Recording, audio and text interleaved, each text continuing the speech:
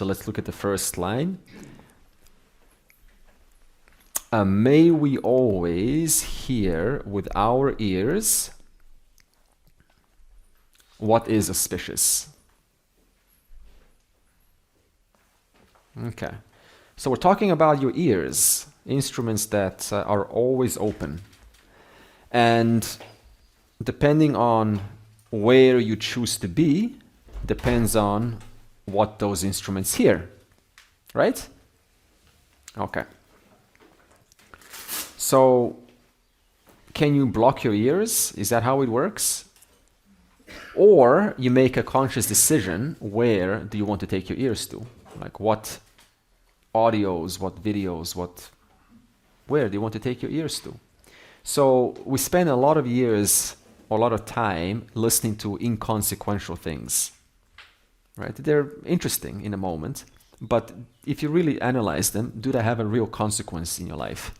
So here it's just saying that being more a little bit mindful, where am I consciously allowing these God-given instruments, though they're always open, where do I choose to expose them, to whom and for how long?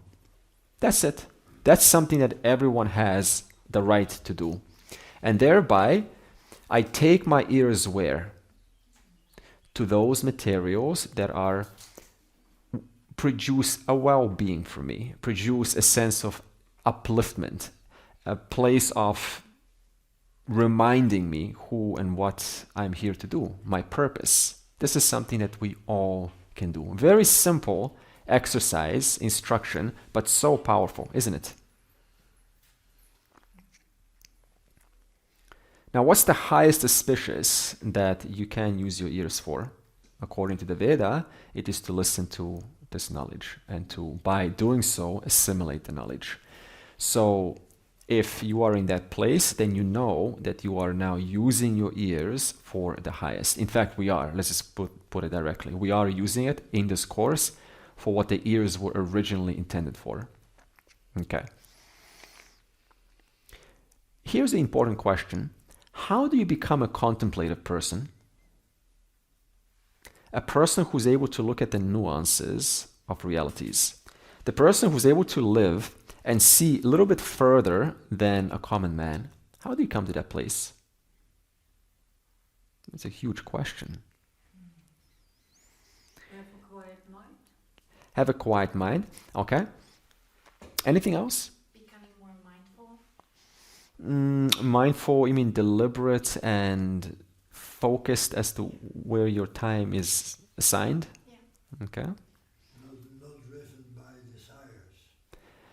Not driven by desires. In other words, I mean, you always have desires, right? But more like, you mean by those things that are inconsequential, right? Knowing that, okay, this is something that I could do, but is it serving my higher goal?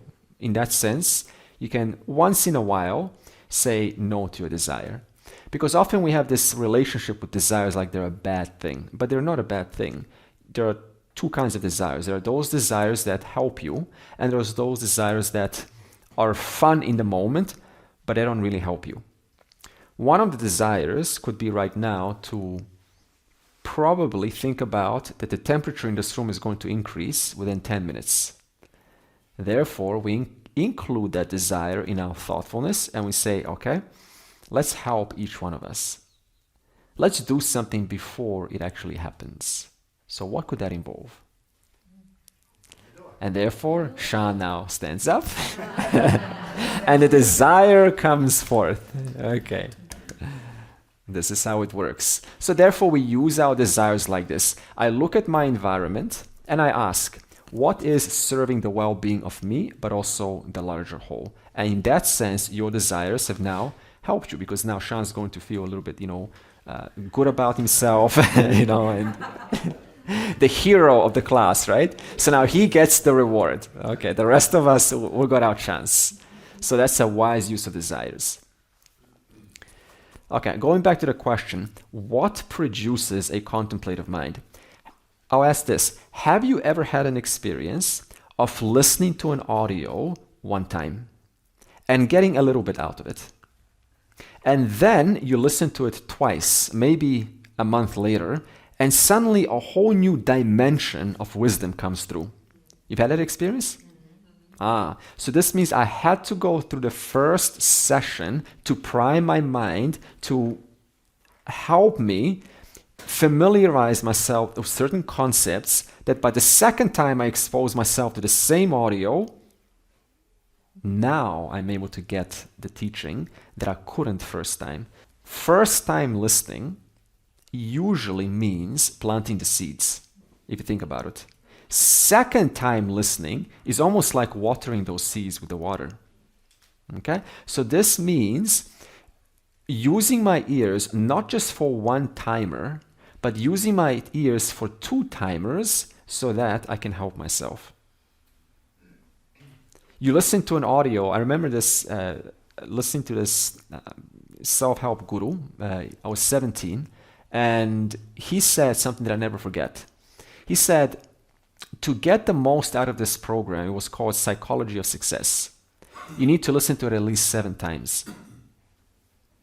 That made sense. Because first time I was 17, didn't know very much, I listened. But I heard maybe 5%.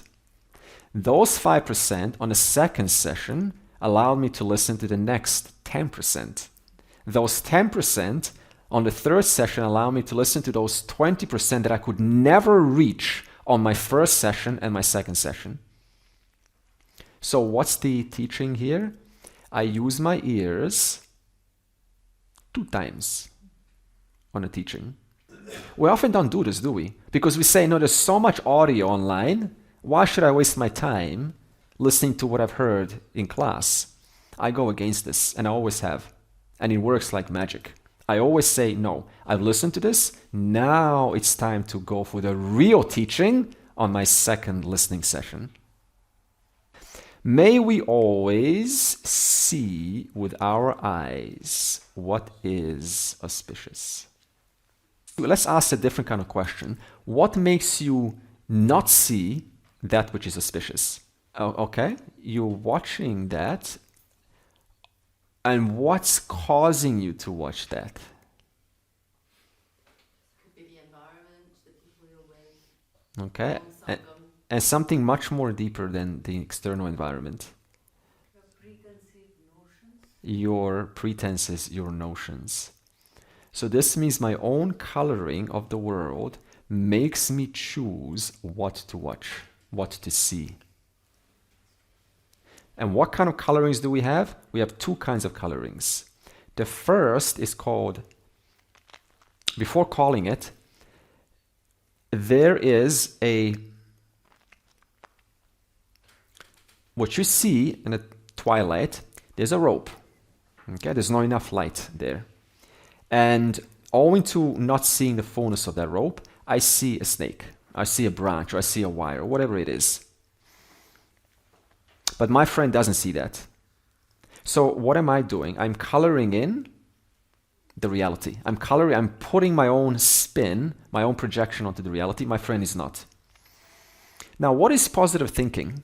Because the snake is scary, isn't it? What is positive thinking? Positive thinking is when I do see a snake and then I say, that's okay. Let me embellish it with some ornaments. I'm not getting rid of the snake. I'm actually adding another layer on top of my coloring to make my coloring pleasant. Vedanta is not about positive thinking. It's not adding embellishments onto my colorings of the world. Oh, we're all so beautiful here. Like, if I'm honest, no, you're not. Right? You're just a person. Beautiful is my addition. Now I go one more layer, I go, oh, she's very beautiful. This one's not so beautiful. She's very beautiful. This one, out of this world. So all I'm doing now is I'm taking a value neutral object and I'm putting my spin onto it, and thus my world becomes as good as my colorings. Suppose coloring is only your thing, nobody else is coloring. Could you get rid of it? Because there will be no scripture for you, would there? There will be no solution. You will be alone, the person who's coloring things in. Nobody else is coloring. So the Shastra is not talking about your stuff. It's talking about universal stuff. So we all color in. If you alone were coloring in, there's no solution for you. But since we are all coloring in, now there is a solution. So the Shastra thus talks about a universal solution. It says everyone's doing it, not just you, everyone, without exception. In fact, you can never go, if you think about it, without coloring in the world. You can't go without it. Imagine you go to a holiday and someone asks you, how was your holiday? And you say, yeah, I went on the road, drove, there was sound in the car. I opened the door and I closed the door. There was a bang. In fact, the bang is already too much, right? Coloring. And I walked to the bus, put the ticket in the machine, and got out, gave passport. I saw water and waves about 1.6 meters. There was sand, and I went back. And you said this is the most boring description of a holiday I've ever heard. Yeah? You don't do that. So we all, by default, color things to describe our holiday. But in so doing, we also, that can go in another way. You can now end up seeing a world that is not there. So the first coloring that I have to reduce through prayer, through realignment, through re-listening to Vedanta, second time, you reduce your personal coloring. The second type of coloring is, suppose I have relatively addressed my personal coloring. The snake is no longer there, but what is still there now? The rope. Okay. So this is the stage where the scientists stop. They stop at the rope. And thus they will say the rope is, now let's look at the rope and let's create textbooks about the rope. Vedanta goes one step further. See, if the first coloring is your own doing, what about the second kind of coloring? Is that your doing? Is the rope your coloring? No. See the difference? There's my own coloring, and there's a second kind of coloring which is done for me. Ishvara has colored in the world, which is okay for the sake of transaction. But when I take that Ishvara's coloring and I look at that coloring as the reality, my vision stops there. It doesn't go any further. So therefore, what Vedanta shows you is you need to look at the coloring that's done for you. Like the wall. I don't need to project anything. Even if I stop projecting, the wall is still colored. Can you see the wall? You see the wall.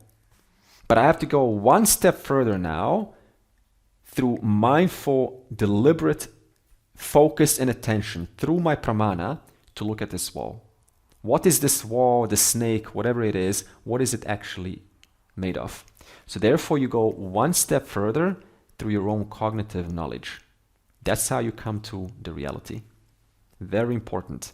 Otherwise, if you just stop at the wall and you say atoms, a wall is made of atoms, fine, now you're a scientist.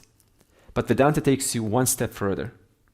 So therefore, how do you see that this wall, do you see that there are atoms in this wall? No. Why not? Because eyes are programmed not to see atoms. Eyes are programmed to see very surface level things. So what do how then do I see an atom in this wall? By projecting it. Not by projecting it. You have to use your cognitive capacity. Okay, so maybe through that you mean projecting deliberately putting effort to look at something, to hear something, and to cognitively analyze it to its final form. That is your work. Ishvara is not going to do that for you. Ishvara is just going to present you with a wall, and as long as you see the wall, you will keep seeing the wall. So your work is, it's a wall, I acknowledge it, but the wall is so much more than a wall. Okay. Therefore, two kinds of coloring. Personal and universal. We can call it pratibhasika and vyavaharika. This personal coloring, is that very much connected to judgments? Yes.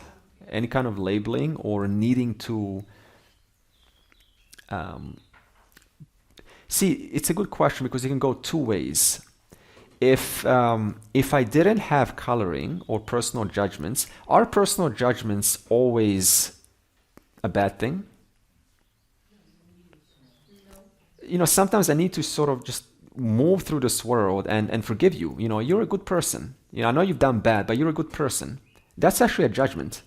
But that gives me enough leeway, enough space to be with you long enough so you can prove yourself that you are a good person. So when it becomes a distortion is when you cannot see the person more than they are. You just see them through your labels. May we live with healthy limbs and bodies or full lifespan. No, our full lifespan. Praising the devatas and doing good to please them. Okay. Now, when you hear this, you can go, in kind of a esoteric mode, praising the devatas. Who are these devatas that I need to praise? You can say that. Okay. Now, let me just go to the first. May we have healthy limbs. Okay. So suppose your body is unhealthy. Can your mind function? No. So the instrument through which knowledge takes place is the mind. If the body, which hosts that mind, is ill, then your mind will, have a difficult time thinking about this. And therefore, we can see the connection. On one hand, I can have all the perfect ingredients to make a cake. I can have the best flour, the right temperature, the right kind of stove, and water. So I've got all the ingredients to make a cake. But suppose that I don't put this cake long enough in the stove, and then I take it out. What will I have? I will have... What will you have actually? Dough, right? Kind of dough, right? Soft dough, which is not edible. So look at this. I've got all the right ingredients, but one factor is missing. Time.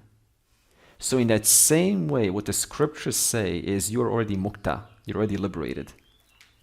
But to assimilate that, once the teaching comes into your mind, you need to give it time.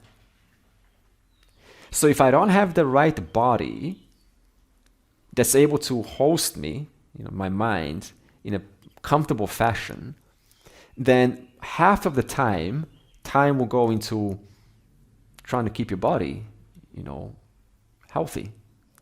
See the connection? The mind needs time to assimilate the knowledge, but the mind cannot assimilate the knowledge without the healthy body. The healthy body cannot be healthy unless you look at your body as another instrument that needs to be taken care of for the mind to do what it needs to do, and so that mind can finally come to that contemplative mode. So let's ask, what practice could you bring into your life, maybe 5 minutes, to take care of this dear body of yours, this temple of yours? Praising the devatas and doing good to please them. Now, if you change this word devatas into something that represents facets of your life, such as Indra devata, actually represents your immune system. Surya devata, the sun, represents your clarity or the ability to know things. Agni devata represents the digestive fire that converts nutrition spreads it throughout the system. So if it says praise the devatas, you can go two ways with this. One of them, praise devatas over there. That had its place. The next stage is you say, okay, who are these devatas? Devatas represent things that I care about. Like, why should I praise devatas, if they're out there? But the moment a devata becomes a symbol of something that I care about, like my digestion, like my clarity, ability to discern, to break things down, now I want to worship Surya. I want to worship Indra, the immune system. Who doesn't want a strong immune system? So now Indra becomes important for you. Why? Because Indra is your immunity. But we say Indra is the king of Svarga. Okay, great. Fun fact, but it doesn't apply to me. Okay, so we can always look at a statement two ways. Okay. May Indra of, now it continues, the same idea. May Indra of great fame, the all-knowing and nourishing sun, Garuda, the one who knows no obstacles in his flight, and Brihaspati, that's another deva, the protector of our intellect, bless us with well-being and auspiciousness. Okay, so it's the same idea. Let's take Garuda here. Garuda is an eagle. What does an eagle represent? Speed, okay. I gotcha. Okay, how fly does an eagle fly? High. And therefore, if you're an eagle now and you're looking down, you will see a lot. You will see mountains. You will see your prey. You will see the big picture. But when the eagle wants to hunt, though I see the big picture, I also have the ability to focus. So eagle is really interesting, isn't it? If you look at an eagle like this. I want to be able to look at the big picture. But if I'm just in the big picture and I don't have the specifics, I'm not really wise. So what is wisdom? Garuda. The one who sees from above. I see the connections between the mountain, between psychology, between physiology, between wisdom, between Vedanta, between this school, between that school. I see the connections. That's the only way you can see a relationship, is by stepping out of the details. Now, when you see something from a distance that's important in the moment, that the moment demands, what do? Like an eagle, everything fades out and I'm only able to focus on one task at a time. So sharp, so precise that there's no question of error. That's a fantastic ability. Be like the eagle, Garuda. Now, if I'm like the eagle, Garuda, who sees both the big picture, the relationship, the things from afar, but also is able to hone in the details of my life, of the subject matter, does that imply in any way don't use your mind? Does that imply feel the truth? You see, truth is not about feeling. It's not poetical. Truth is just about seeing what is, and that requires the big picture and the details. So, question for you. Who's good here with the big picture? I want to see. Who are the big picture people? Who is good with the details? Who is equally good with both? So now, if your hand went up for the big picture, where's your area for prayer and improvement? It is in the details. If your hand went up for the details, where is your prayer, subject for improvement? It's in the big picture. What makes up a wise person? Garuda. I fly without getting disturbed. I'm able to, when there's so much hustle and bustle and tussle down there, I'm able to step out and see and assess my life, what needs my attention. And when I find that area, then I no longer big picture do I need, I focus on what needs to be done. Now we will look at the structure of the verses in Mandukya. Mandukya Upanishad has 12 verses. And because they're so profound, we need a complementary text. And that text is called Gaudapada Karika. Karika means commentary. And Gaudapada was... Adi Shankara had a teacher. Now the teacher of Adi Shankara's teacher is Gaudapada. And Gaudapada has 4 chapters. Chapter 1 will expound the details of the first 12 verses, of the 12 verses of the Mandukya Upanishad. Chapter 2 will be the mithyatvam of Jagat, the mithya nature of the Jagat. Chapter 3 will be, if everything is mithya and it's dependent upon something, then the natural question arises, what is that something that it depends upon? And chapter 4 will be At that time, during Gaudapada, 80% of India was Buddhist. Okay, so Advaita Vedanta was losing the ground. And what happened was Adi Shankara and a few more, Gaudapada, also had to come in and show the logical fallacies, not to put them down, just to show that what you're saying is partial. It's like looking at an elephant, the six blind men. And one of them is touching the wall. One of them is touching a rope. It's not a rope, it's a tusk. It's not a wall, it's a stomach. It's not a pillar, it's a leg. But from an individual standpoint, it is a pillar, it is a wall, it is a rope, or whatever it is. So therefore, he had to say, your schools are partial. Let me show you where your logical fallacies are. And this will be quite interesting, and we will learn about other schools and see their logical holes. Okay? Now, Mandukya Upanishad, verse 1. Om iti etat aksharam idam sarvam tasya upavakyanam bhutam bhavat bhavishyat iti sarvam omkaraha eva yatcha anyat trikala atitam tat api omkaraha eva. So the meaning of Om, it says Om.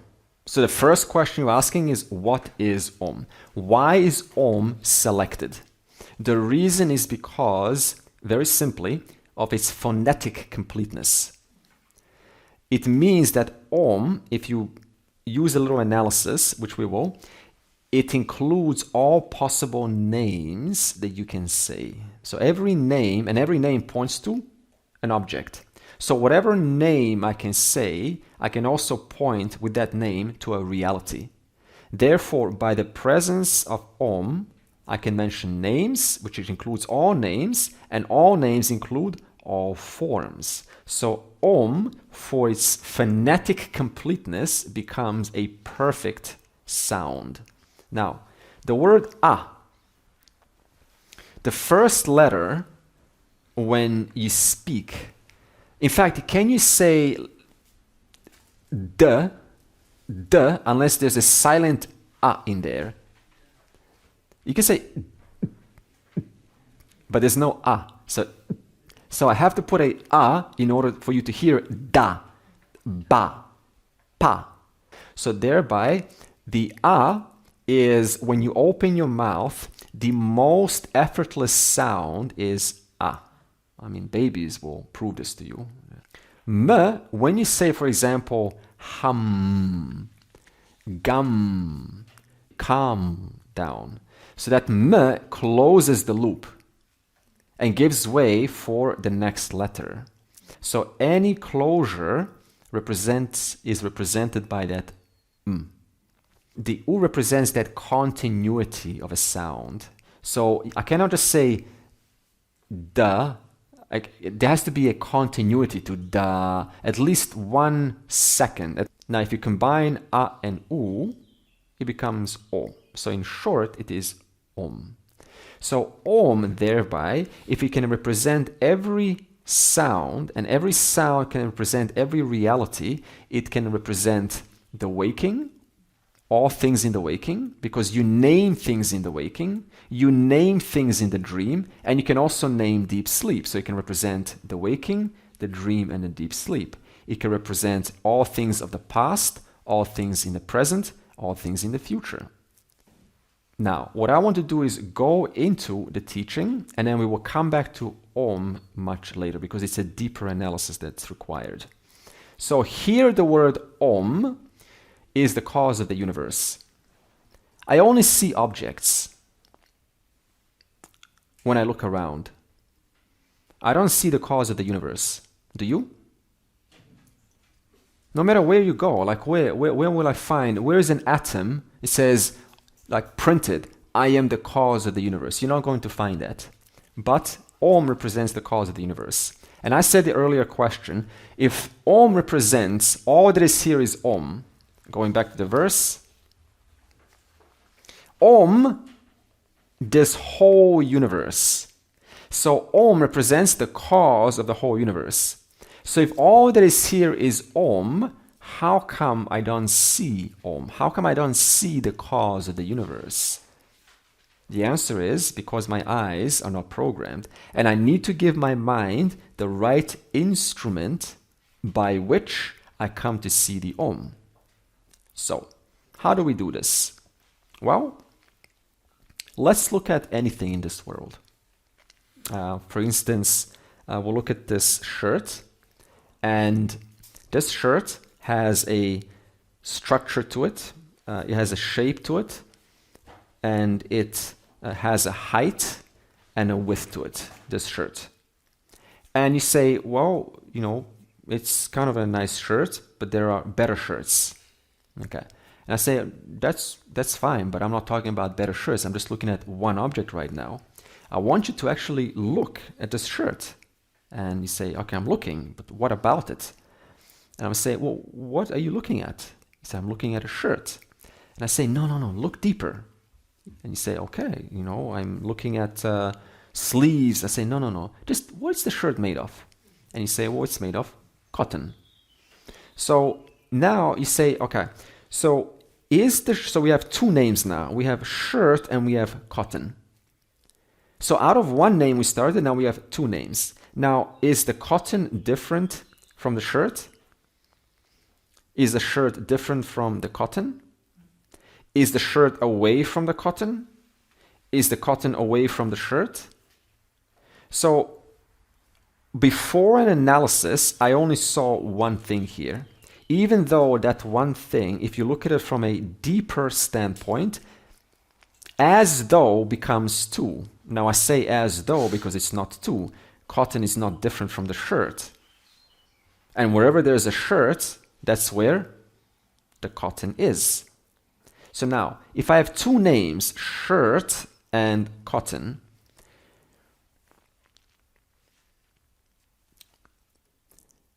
can I say that they are synonyms? I mean, there are two names, synonyms. Why not? The shirt is cotton, but cotton is not the shirt. Okay. The shirt is the form, the cotton is the substance. Okay. So then, suppose I say, which one is real? Is the shirt real or is the cotton real? Well, what about the shirt? I mean, you do see a shirt now. So then why did you say cotton? Okay, so, okay, look at this. Now you say the shirt is real. Okay. Now I take a little strand and I keep pulling the strand. And the shirt keeps on disappearing. And now I have a ball of cotton. Now, was that ball of cotton absent while the shirt was being seen? What am I holding now in my hand? A shirt or a ball of cotton? So, okay, so now I'm holding a ball of cotton, and now what about that shirt? Because now the ball of cotton I call real, just like I was calling the shirt real. But now I've got a ball of cotton I call real. So now what do I call the shirt? Depends on the cotton. Huh? Depends on the cotton. I need a name for the shirt. I need like one name. Can I say the shirt is still real? Because I'm not wearing a shirt anymore. It's in my hand. I called it real just a moment ago, but now it's here. And now I say the cotton is real, but then what is the shirt? It's okay, suppose you say it's dependent, then why did you call it real while before I perform this analysis? Before I perform this analysis, you call the shirt real, and now, suddenly after the analysis, you're calling the shirt dependent. What happened there? That means you had to apply a certain understanding, the order of reality between the shirt and the cotton. On one hand, I cannot say that the shirt is absolutely real, nor can I say that the shirt is an utter illusion. Because while the shirt lasts, I call the shirt a shirt. So it has some kind of an ontological reality. When I pull out the strand, and now I just got cotton in my hand, Can I call the shirt absolutely real still? No, because what does absolutely real mean? That which is true in the past, present, and future. So therefore, to call the shirt absolutely real contradicts the fact when I pull this shirt and now I have cotton. I have two names. So now what do I call the shirt? I have to give it a different name. I have to call it dependent. I cannot call it real because there's no shirt anymore. I cannot call it illusion because while the shirt lasted, the shirt had a function to it. Therefore, now, what's the relationship between the cotton and the shirt? We call that a satya-mithya relationship. The cotton, while the shirt was obtaining, the cotton was satyam. What does satyam mean? It means that which stands on its own. It's an independent reality. And mithya means that which depends or is contingent on the substance. Though I don't see the substance, does it mean that it's not there? How do I then see the substance? I have to apply a certain logical framework. Now, when I look at the shirt and I say that shirt is made of cotton, then what is this cotton called? It's called satyam. The shirt is called mithya. So now, suppose you say, you start to fight over a shirt. I want the shirt. No, this shirt is better. No, this shirt is much more fashionable. What are you fighting over? The shirt or the cotton? Okay, if you say, someone said cotton, if you were fighting over the cotton, would you fight over a cotton? On a Black Friday, 50% off? We're selling cotton and like a stampede of people rushing for a ball of cotton. No, you're not rushing for a ball of cotton. You're rushing for a shirt, a fashionable shirt. But how come you're rushing with so much enthusiasm that when I offer and I say what you're actually rushing for is cotton, nobody shows up? So, though it's cotton appearing as a shirt has a value for me and not you, therefore I act in the name of what I attribute the value to. I don't want a curtain made out of cotton. I don't want a towel made out of cotton. I'm going to rush for a shirt. But you rush for cotton. You rush for a towel. You want towels made of cotton. So the towel is made of cotton. The shirt is made of cotton. The pants are made of cotton. The handkerchief is made of cotton. But I don't want cotton in the form of curtain. I want cotton in the form of shirt. So what are we all fighting for? We're all fighting for one reality taking on different forms to which we then give names to, and on top of that name we give personal attribution.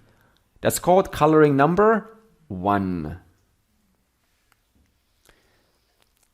Now look at this. Where is all the drama happening? At the level of the cotton or at the level of the shirt? Shirt. Where's all the noise happening? Where's all the punching happening and the grabbing? At the level of the shirt. So the more we go up, the louder it becomes, the more drama. The more we go down, it's very quiet. Nobody talks about the cotton. Not one person is fighting over cotton. No one says, no, your shirt, your cotton is ugly. No, we're saying your shirt is ugly, your shirt is beautiful. All emotions are in reference to the cotton or the shirt? The shirt. So this means, but I'm only ever dealing with the cotton. So based on the value that I give to the one substance, to that degree, I will have emotions. It's like water. People play in the rain. Some love to skate on ice. Some like to see bubbles. Some like to see a body of water called a lake, or an ocean, or haze, or snow, or mist, or drizzle, or torrential rain. We're all fighting over and talking about water. Isn't it funny? Nobody needs ice. Like, who needs ice here? Ice. Like, what do I need ice for? Maybe just keep my drink cold. For that much, I need ice. But everyone needs water. But ice is water. One reality, at the functional level, I don't need. One reality, at a functional level, I need. So I put down ice. Oh, what's this ice structure, of yours? It's that it's going to break, it's melting. I want to go and play in the rain. So we're all working with one reality. You have value for snow, I have value for rain, someone else has value for the ocean, surf. So where's all the drama? Where's all the noise? In the names and forms. As long as my mind is stuck at names and forms, that is as good as that my drama remains in life. No one's denying you to see the cotton. You alone, your cognitive buddhi alone is denying you seeing deeper.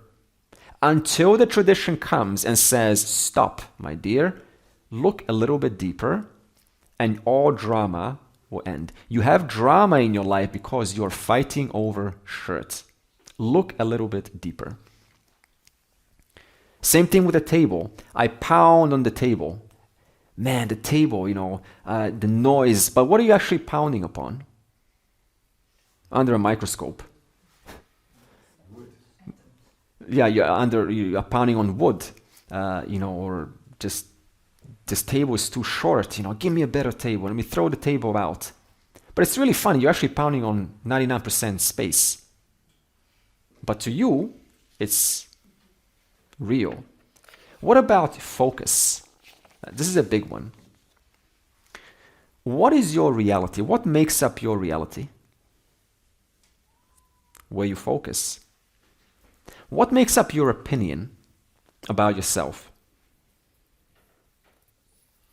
Your memory? What memories are you choosing in that moment? What environment you're in? And from that memory, suppose it's one big memory of you being in this house. That's a memory. Now, what you focus in that house, that too is going to contribute to your final opinion. So you can see the Satya-Mithya relationship here. My opinion about myself and the world, whether I'm brave, strong, shy, introverted, whether I can or can't, what is that a product of? Selective thinking. Even my own opinion is mithya in reference to something that it depends upon, which is, where am I choosing to focus right now? I have an entire life in front of me, all the great things you've achieved, accomplished. Out of all of that, I choose to focus on justice plus justice, and I put that in front of my mind and I say, this is how I feel. This is my reality. So even at the level of how you see yourself, that too is entirely a Satya-Mithya relationship. No different than a shirt and cotton. Now, we can go for a little bit further. If the shirt and cotton is a Satya-Mithya relationship, then you go one step deeper. You ask, what's the cotton made of? And then you say, lignin and cellulose, molecules. So now, the molecules are Satyam, and the cotton is Mithya. You don't have to use lignin and cellulose, maybe too complex, just go atoms. So the shirt is actually just cotton, and the cotton is just atoms.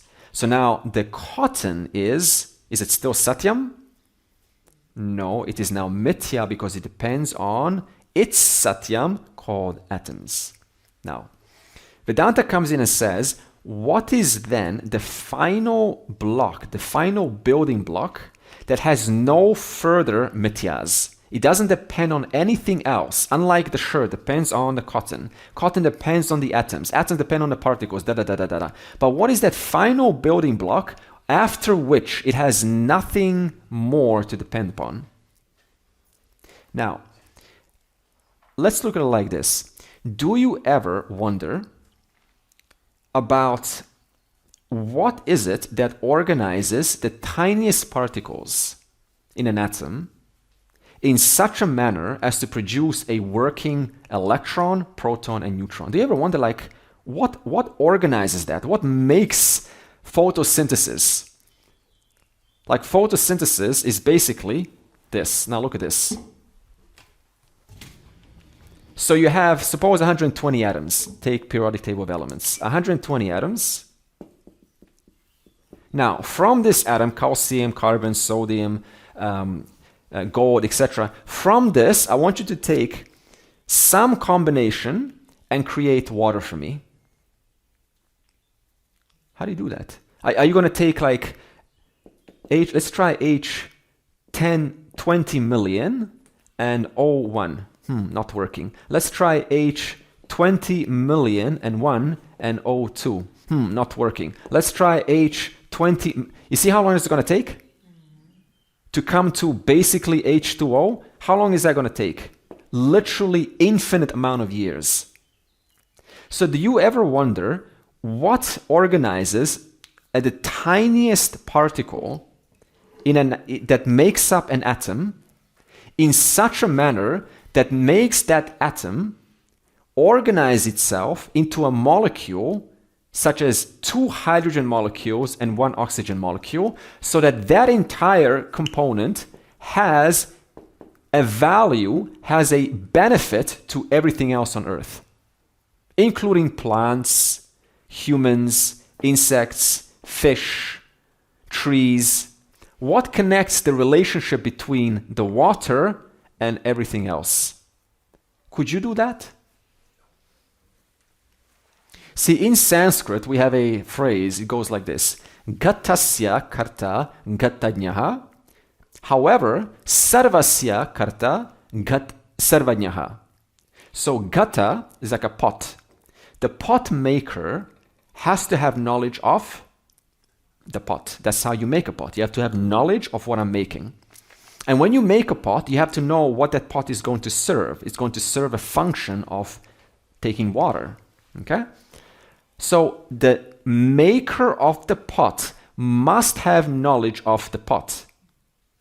However, the maker of everything must have knowledge of everything, including how to make the water and what will be the relationship between the water, the plants, the humans, the insects, and all the rest of life forms that are there to come. How do we know this must be one creator? Because of the relationship between all things. Not only because of the relationship, but because of how every atom is put together intelligently to manifest the next cell. The cell is put together to manifest a limb. A limb is put together in a synergy to manifest a fully functional being who's then able to wake up and say, I am. So if you look at any level of an atom or a limb or a cell, if there's one thing that I can find for sure, it is a putting together principle, an organizing principle. But can I find a body? Can I truly find a body? Where is your body? Point me to your body right now. You say here, okay? So you pointed where? Over there. But what is over there? It's a skin. Is your skin body? It's part. Okay. Is your finger body? Is your hand body? So look at this. Non-body. Your finger is not a body. A finger is a finger. So non-body plus non-body plus non-body plus non-body plus non-body plus non-body plus non-body plus non-body plus non-body plus non-body equals body. So do you really have a body? If it's made of bunch of nobodies. So when you put a non-body together with other non-bodies, then the total collective of all of that, you give it one name and you call it body for transactional reasons. You're not going to call it, hey, hello head plus legs plus arm plus bones plus cells plus DNA plus genes plus mucus plus that. You just say one body. So if there's one thing that I cannot really find, let's go back to the shirt. Can I really find a shirt here? Is there really a shirt here? It's a name and form. Of that which is, upon which it depends upon. So what's more real? Is the shirt more real or is the cotton more real? So the cotton is more real. Okay, what is this more, a shirt or cotton? It's more cotton. So now, what do you see more here through this framework? Do you see more of a shirt or more of cotton? Do you get it? Why do you see more of cotton? Because of knowledge. Am I supposed to now experience seeing the cotton? Like have some mystical experience of seeing the cotton?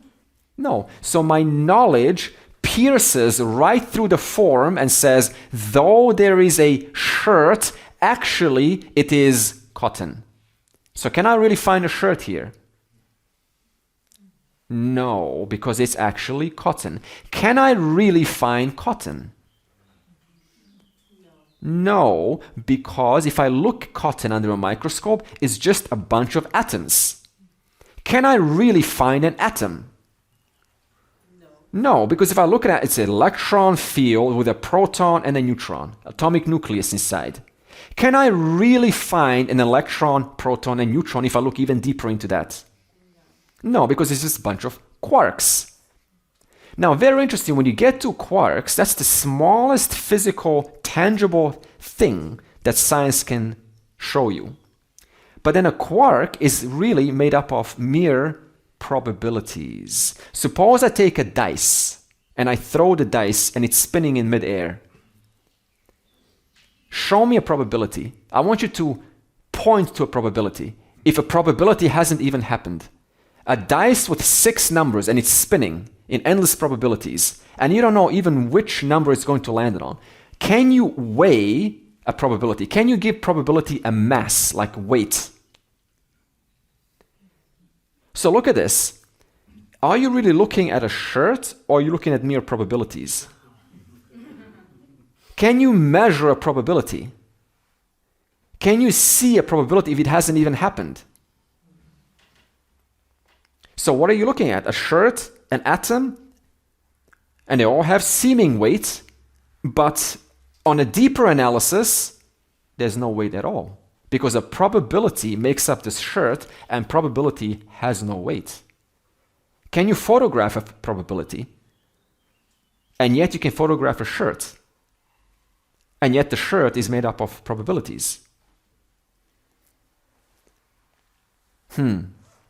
So I cannot find a shirt, I cannot find a cotton, I cannot find the atom, I cannot find a quark, I cannot find just mere probabilities. Do you see what's happening here? You're going from gross, very gross shirt into subtler and subtler and subtler and subtler and subtler into mere concepts.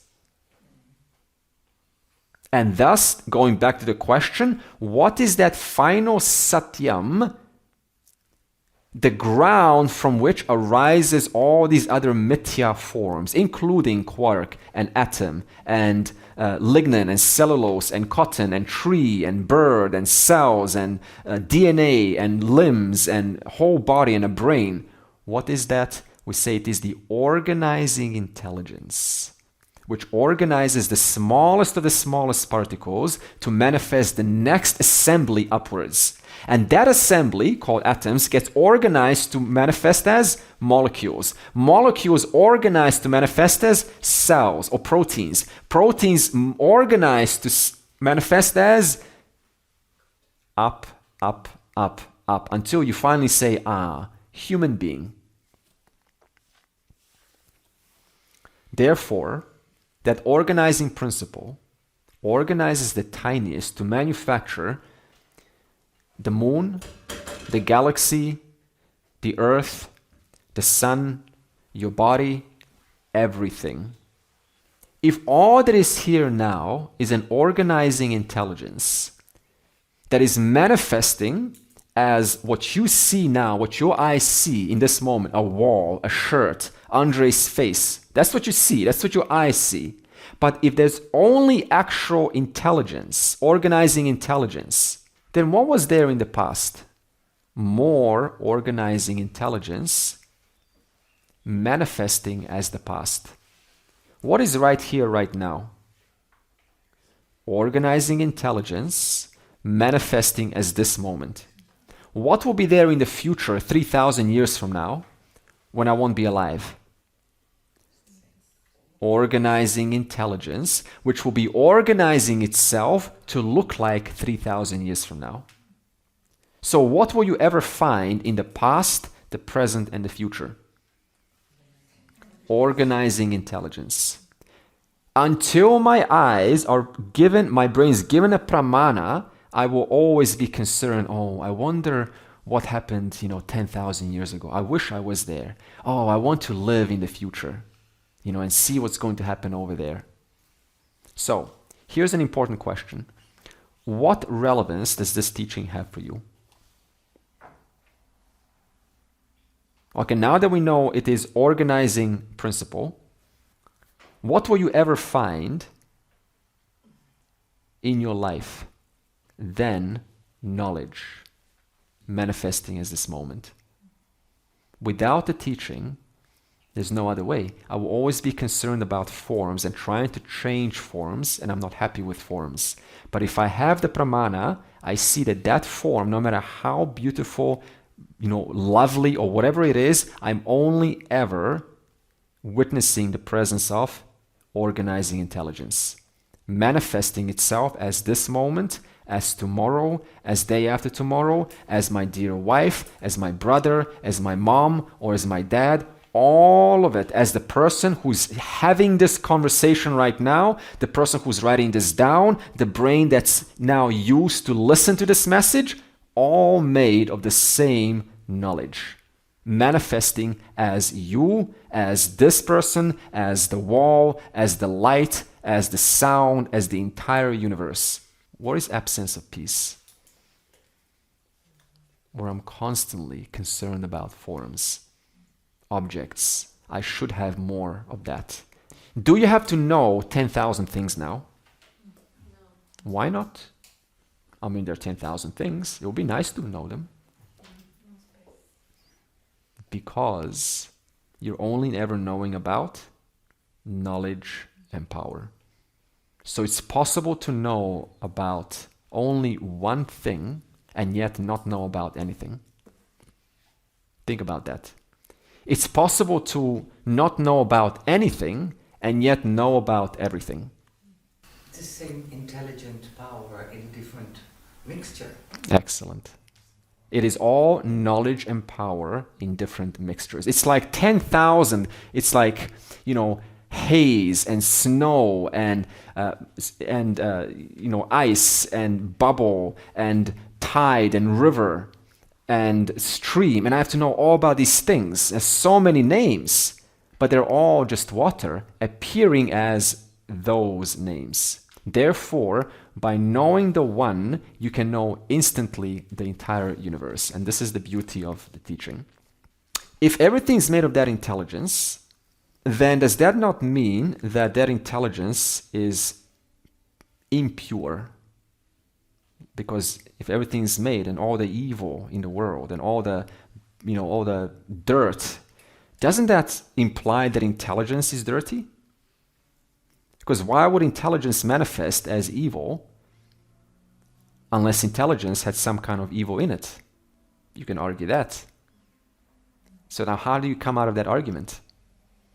If we look at the world, which is full of, right, dark stuff sometimes, and lovely stuff, does that not imply that intelligence thus must be both benevolent and malevolent? Because this is what we think. God is malevolent and benevolent. When you have anger, suppose, what is anger? Suppose it's a bunch of 20 neurons coming together. 20 neurons come together and they create anger. Suppose, simple example. Now, suppose I take just one of those neurons and I say, is this an angry neuron? Where are you going to find an angry neuron in your brain? Can you? Because what is a neuron made of? Protein, calcium, sodium, water, lipids. Can you find anger inside calcium, proteins, and water? No. But when you put 20 neurons together, you suddenly have anger. So what's the point? If the neuron itself is not contaminated by anger, then what to say about the stuff that the neuron is made of? What to say about water having anger?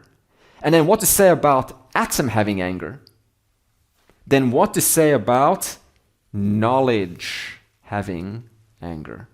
So therefore, that which is underneath, the satyam that is underneath, is never contaminated by the attributes of everything above there. Do you get that? The cotton is never contaminated by the crumbling of the shirt. The crumbling goes to the name called shirt. Can you find the cotton inside an atom? There's an atom, and inside there's like a cotton floating around. No. So the cotton does not affect the atom, even though the cotton is made of atom. Now, if the atom is without the attributes of cotton, then what to say about atom becoming an attribute of intelligence? So what does this mean? The question goes back. If intelligence is the cause of everything in this universe, then can we say that intelligence is contaminated by all of the attributes upwards? No. It always remains intelligence. Pure intelligence. Om Purnamadav Purnamidam Purnat Purnamudachyate Purnasya Purnamadaya Purnam Eva Avashishyate. Om Shanti Shanti Shanti.